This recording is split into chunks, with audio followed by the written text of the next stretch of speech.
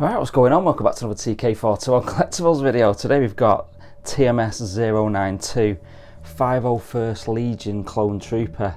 So yeah, it's another week, another clone. Let's have a look. TK421, why aren't you at your post? Because I'm busy buying collectibles, sir. Alright men, load your weapons. Right, let's have a quick look at the box. Fantastic picture of the figure on the front, as usual. Love that kind of pose he's got there. And then the red banner along the bottom, which is from the obviously the Kenobi series. Another picture of the figure on the side there. Then removing the lid, we get this amazing inlay card with pictures of the trooper on the front, looking fantastic. Looks like there's a picture of the Jedi temple in the background there, looking awesome. And then here's our trooper, looking fantastic. Let's get him out of the box, have a look at the accessories. Let me see your identification. Right, let's take a quick look at accessories. You don't get many, so we'll have a closer look. And we'll start off with the DC-15A blaster rifle. Again, one of these massive rifles. They do look pretty cool, these. Not much weathering on this one. Quite a flat kind of gunmetal grey with some scratches on it and things like that. And then we get the DC-15S, I think it is. Looking good. Again, not much weathering on that. Just a few scratches, and but it does look good, that. Quite a flat black sort of gunmetal grey again. I like the sight at the end, that's kind of silver kind of pattern there, looks pretty good. And then we get a teeny tiny thermal detonator. Not sure why it's so small, don't know if it's a different type of thermal detonator to what we normally get. There for comparison, there's a normal size one. I don't know whether it's they use that smaller one in more confined areas or whether it's just a more of a live action type of thing, where this is from the Clone Wars one. And then we get a selection of hands, two relaxed hands on the figure, then we get a fist, gesturing hands, and then the weapon holding hands there. I do like obviously with this trooper, the armour's a lot more shinier than any 501st figure we've seen before. So I'm liking that. The glove effect looks really good on that. So even the pattern on the finger, on the index finger there, looking superb, that. And then we just get the standard base with a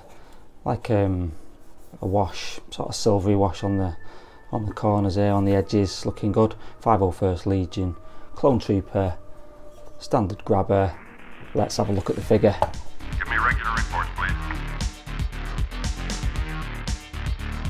Alright, here he is, straight out of the box. Now, I think this clone looks absolutely, you know what I'm going to say next, absolutely amazing. Because I love the shine on it. It's well different to the 501st we've seen previously from the Clone Wars, but I just love the shine on it. I love that blue. I know it's not, well, people are saying it's not accurate to the Revenge of the Sith film when Anakin and the 501st attack the Jedi Temple, but obviously this is from the Kenobi series. I'm not sure why they changed the blue colour. You could argue, I guess, that, I don't know, all clones kind of paint their own helmets, don't they, and armour. Maybe they just didn't have quite the same shade of blue every time. But yeah, let me know what you think. Let me know why you think the colour's different. Does it bother you? Doesn't bother me in the slightest. Like I say, could just be the paint. They painted the helmet slightly different shade, but I mean, moving down the figure, I love the shininess of it. Absolutely fantastic. See all the weathering here under the kind of the breastplate and all down the front, looking fantastic. Again, all the scratching around the shoulder armour. And it's just your typical clone like we've seen like a million times. Again, good weathering on the shoulder armour, bit of blue on the back as well. Notes of blue on like the thermal detonator, looking really cool, I think. And then, like I say, it's the same sort of clone belt we've seen before. And then the blue stripes down the side, down the leg armour, bit of blue on the knee armour. And then just usual standard sort of clone boots and shin guards and everything. And there we go, that is pretty much it. But like I say, well impressed with the helmet. Look at that, some good like scratching details on it. The vents are looking good.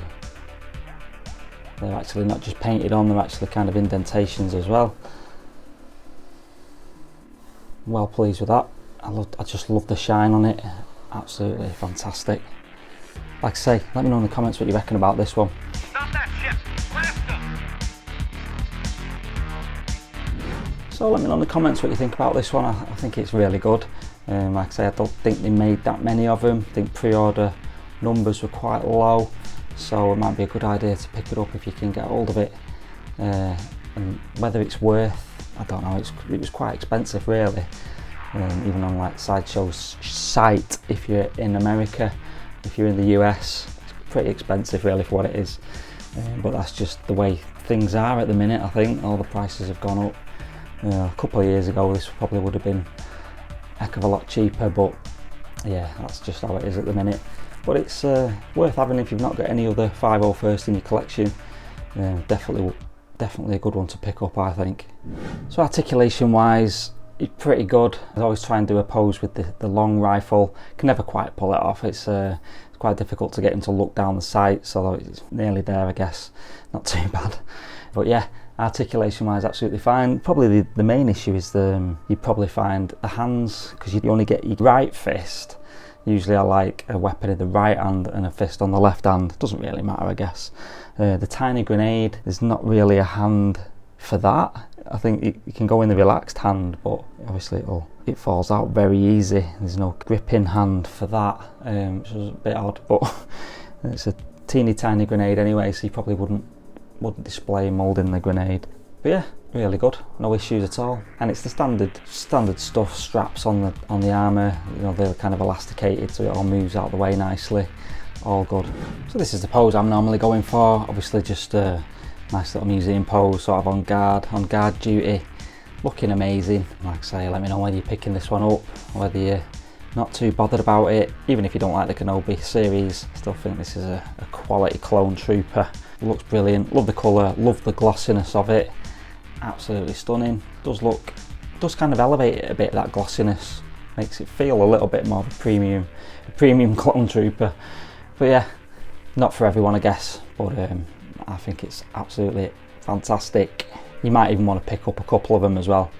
I think they'd look good, like obviously army building them. But yeah, I want to get one. I want to get one of each thing, because obviously the weathering's all the same on every single one. So yeah, that's why I tend to just buy the one of each one. Give me regular reports, please. And here's a side-by-side of the two 501st Clone Troopers. Obviously the one on the left is the Clone Wars version, and the one on the right is the Kenobi series version, and obviously you can tell pretty much identical. Some slight differences though, like this little white bit there is a bit more bigger on the Clone Wars version, but other than that, other than really kind of minor differences. Obviously the armour's a lot shinier on the Kenobi version, which is screen accurate to the show, so I'm perfectly happy with that. The vents on this guy are actually indentations, like I said in the beginning bit, whereas they're just painted on with this one. So yeah, little differences like that. Nothing major. Obviously his belt and his armour's a lot more weathered up actually. Whereas, like again, screen accurate, because in the Kenobi series, he seemed pretty pristine, the 501st, when they were entering the Jedi Temple. So yeah, I'm happy that we've got both kind of variants of this now. I like them both. Both look cool. Let me know in the comments which ones you've got, whether you're picking up this new one. Just look at the shininess of it. It really comes across that, I think, from the armour. Look at that. Fantastic.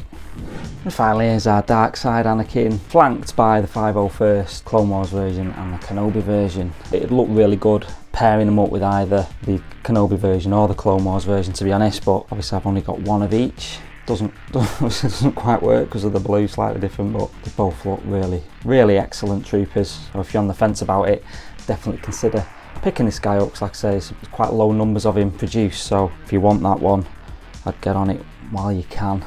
So like that quick video with the 501st Legion Clone Trooper. If you've got any questions about any of these figures or anything else in the collection, I'll see you in the comments. Otherwise, see you in the next video. Take it easy.